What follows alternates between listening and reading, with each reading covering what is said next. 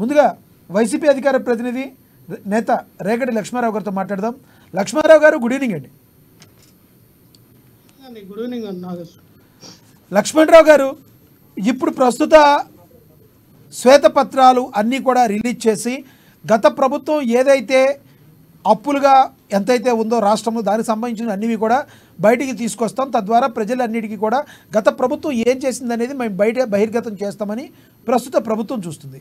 దీన్ని మీ వైసీపీ నాయకులు అయితే మరో కోణంలో చెప్తున్నారు. ఎందుకు సూపర్ 6ని కవర్ చేసుకుంటాకి అది చేయకుండా ఉండడానికి అని మీరు మరి నిజంగా అనుకుంటున్నారా? అసలు దేనికి ఇంత కారణం దేనికంటారు? వైసీపీ నాయకులు ఈ రకంగా మాట్లాడడానికి కారణం ఏంటంటారు? ముందుగా మీకు అలాగే ప్యానెల్ ఉన్న పెద్దలకి, అమర్టీవీ వీక్షకులకి, యాజమాన్యానికి హృదయపూర్వక నమస్కారాలు అండి. చంద్రబాబు నాయుడు గారి యొక్క పరిపాలన మనం గత 14 చూసాం. అలాగే ప్రజలందరూ కూడా మళ్ళీ కూటమి ప్రభుత్వానికి భారీ మెజార్టీ 164 సీట్లు ఇవ్వడం జరిగింది. చంద్రబాబు నాయుడు విజనరీ, అనుభవజ్ఞుడు. ఖచ్చితంగా ఆయన జగన్మోహన్ రెడ్డి గారి కన్నా ఇంకా మంచిగా పరిపాలన చేయగలరు. జగన్మోహన్ రెడ్డి గారే ఎంత పరిపాలన చేస్తే మరి 14 సంవత్సరాల అనుభవం ఉన్నటువంటి చంద్రబాబు నాయుడు గారు ఇంకా ఎక్కువగా మనకి ఇవ్వగలరు, సంపద సృష్టించగలరు. జగన్మోహన్ రెడ్డి గారే తప్పులు చేశారు కానీ చంద్రబాబు నాయుడు గారే తప్పులు చేయవసరంలా. ఆయన ఏ నియోజకవర్గంలో, ఏ మండలానికి ఆ మండలంలో, ఏ పంచాయతీకి ఆ పంచాయతీలో సంపద సృష్టించడం, ఆయా ప్రెసిడెంట్లకి, ఎంపీటీసీలకి, జడ్పీటీసీలకి, ఆయా ఎమ్మెల్యేలకి ఇలా చెప్తారు. ఎందుకంటే మన అప్పులు తీసుకురాము, సంపద మనమే సృష్టిస్తాము. అక్కడ ఇదివరకు ఇంకుడు గుంతలు తవ్వేవారండి. నాగార్జున గారు మీకు తెలుసుంటుంది. వాటర్ని సేవ్ చేయడానికి ఇంకుడు గుంతలు తవ్వండి అని ఇదే చంద్రబాబు నాయుడు గారు అప్పుడు చెప్పారు. సో ఇప్పుడు ఏంటంటే సంపద సృష్టించడానికి ఇంకుడు గుంతలు తవ్వాలి. మనం ఇంకుడు గుంతలు తవ్వితే ఏంటంటే ఆ యొక్క గుంతల్లో ఉదయం లగ్గానే మన ఊరికి కావాల్సినటువంటి సంపద, మన నియోజకవర్గానికి కావాల్సిన సంపద, చంద్రబాబు నాయుడు గారు అయితే రాష్ట్రానికి కావాల్సిన సంపద కాబట్టి ఆయన పెద్ద ఇంకుడు కొంత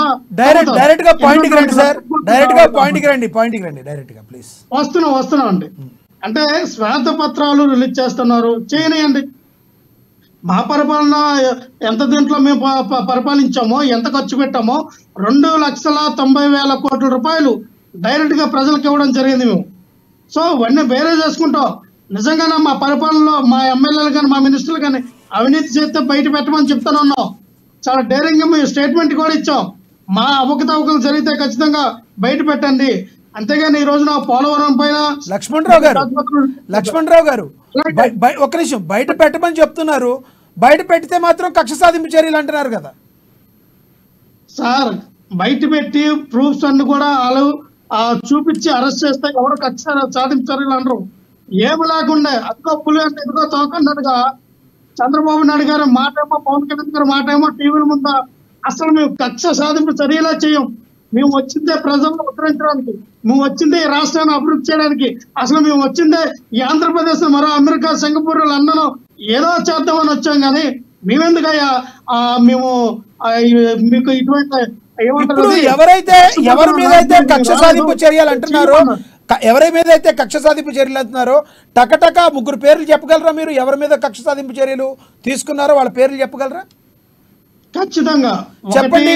ఇప్పుడు మన కెమెరా ముందు అమ్మా న్యూస్ ఎదురుకుండా చెప్పండి, ఎవరి మీద కక్ష సాధింపు చర్యలు ఉన్నాయి, ఎవరు అంతకుముందు నాని గారి మీద, పేర్ని నాని గారి మీద, రోజా గారి మీద, అంబటి రాంబాబు గారి మీద, గుడివాడ అమర్నాథ్ గారి మీద, ఎవరైతే వైఎస్ఆర్ పార్టీలో ఉండి గట్టిగా అపోజ్ చేస్తున్నటువంటి టీడీపీ జనసేన పార్టీ పైన గట్టిగా మాట్లాడినటువంటి వ్యక్తులు, వాళ్ళు చేసినటువంటి అక్రమాలపై గట్టిగా మాట్లాడినటువంటి లక్ష్మణరావు గారు కక్ష సాధింపు చర్యలంటే ప్రభుత్వము కేసులు పెట్టి, లేదు అంటే వాళ్ళు ఏదన్నా కేసులు ఇరికించి చేస్తే దానికి కక్ష సాధింపు చర్య అంటారు. కార్యకర్తలు ఎవరో వెళ్ళి 4 రాళ్ళు వేస్తే, గుడ్లేస్తే అది పెద్ద నెగిటివ్గా తీసుకోవాల్సిన అవసరం లేదని మీ జగన్మోహన్ రెడ్డి గారు అంతకుముందు చెప్పారు. దానికి కూడా కక్ష సాధింపు చర్య అనుకుంటారా? నాగారు మీరు బాగానే క్వశ్చన్ వేస్తున్నారు, బాగానే ఉంది. నిజంగానే కార్యకర్తలు వెళ్ళి వాళ్ళు కొట్టేస్తే తప్పు కాదు. కిందసారి జగన్మోహన్ రెడ్డి గారు కార్యకర్తలకి ఏమో వాళ్ళు చేశారు, వాళ్ళు చేసిన దానికి నేను బాజుని కాదు కదా, నన్ను అపమానించిన వాళ్ళు చేశారు కాబట్టి ఆ విధంగా వాళ్ళు చేస్తుంటారని అన్నారని తిరిగి మీరు రివర్స్ లో మాట్లాడుతారు. ఎవరైనా అంటే ఈ రోజున కాదండి, నిజంగానే మాట్లాడారు. ఇంటికి వెళ్ళి ప్లీజ్ చెప్పండి. అప్పుడైతే ఆయన నిజంగానే మాట్లాడారు, కాకపోతే మీరు అప్పుడు వైసీపీలో లేరు, బహుశా మీరు అప్పుడు జనసేనలో ఉన్నట్టున్నారు. అవునండి. అంటే నేను అనేది ఏంటంటే మనం మారుతాం ఖచ్చితంగా. మీకు మీ రోజు కూడా వస్తున్నాయి, ప్రతి రోజు కూడా ఎక్కడ పడితే అక్కడ కార్యకర్తలు కొట్టడం జరుగుతూ ఉంది, ప్రతి రోజు నాకు వీడియోలు వస్తున్నాయి. కానీ అది ఆపమని చెప్తా ఉన్నా. మనకి రాజకీయాలు ఏదైనా సరే మన రాజకీయంగా చూసుకుందాం, అంతేగాని ఇక్కడ ఉన్నటువంటి ఎక్కువ ఎవరైనా సఫర్ అవుతారు, ఎస్ఎస్టీ బీసీ మైనార్టీ ఎక్కువ మా ఎస్ఎస్టీ వాళ్ళే ఉంటారు. వాళ్ళే లేనిపోయిట్లకి అన్నిట్లో తలదూచి తలలు పగలు కొట్టుకోవడం, ఇంటి దగ్గర చెల్లి తల్లి పిల్ల అందరూ ఉంటారని వాళ్ళ ఆలోచన విధానం ఉండదు. వాళ్ళకి డ్రగ్స్ ఇవ్వడం, పక్కన మీద దాడి చేయించడం, లేదా ఎస్ఏ వాళ్ళ మీద ఎస్ఏ వాళ్ళతో దాడి చేయించడం, ఎస్టీ వాళ్ళు తీసుకొచ్చి దాడి చేయించడం. మనం అక్కడ చూసాం పార్వతీపురం మన్యం జిల్లాలో 25 ఎకరాల కిందసారి 1970లో గవర్నమెంట్ ఇస్తే ఆ కబ్జా చేశారు టీడీపీ నాయకులు. 25 ఎకరాలను కబ్జా చేశారు, అదే మా ఎస్సీ వాళ్ళ భూములు. దాన్ని అడగడానికి వెళ్తే మూకుమ్ముడిగా అందులో బీసీ వాళ్ళకి 25 మంది ఉంటే 50 మంది మా ఎస్సీ వాళ్ళతో కొట్టించారు. ఎస్సీ వాళ్ళని ఇంతకన్నా దారుణం అండి. పార్వతీపురం ఎమ్మెల్యే ఏం చేస్తా ఉన్నాడు, అక్కడ ఉన్న ఎస్పీ ఏం చేస్తా ఉన్నాడు అంటే ఇవన్నీ కూడా మాట్లాడినప్పుడు మాకు రక్తం మరిగిపోతా ఉంది. ఆలోచించాలి మీరు. మనోళ్ళ మీద మనమే, ఒక కోపోడి మీద కోపోడి వెళ్తాడు, ఒక కమ్మోడి మీద కమ్మోడి వెళ్తాడు, ఒక రెడ్డోడి మీద రెడ్డి వెళ్తాడు. ఇది అలవాటు చేసింది ఎవరు సార్? ఎవరి వారిని వాళ్ళతో తిట్టించడం కానీ ఇదంతా అలవాటు చేసింది ఎవరు మీకు తెలుసా? మీరేనండి. ఎవరండి? మీరంటే మీరు కాదు, చంద్రబాబు నాయుడు గారు. చంద్రబాబు నాయుడు గారు ఆ సంస్కృతి తీసుకొచ్చారు, దాన్ని కంటిన్యూషన్ చేశారు జగన్మోహన్ రెడ్డి గారు.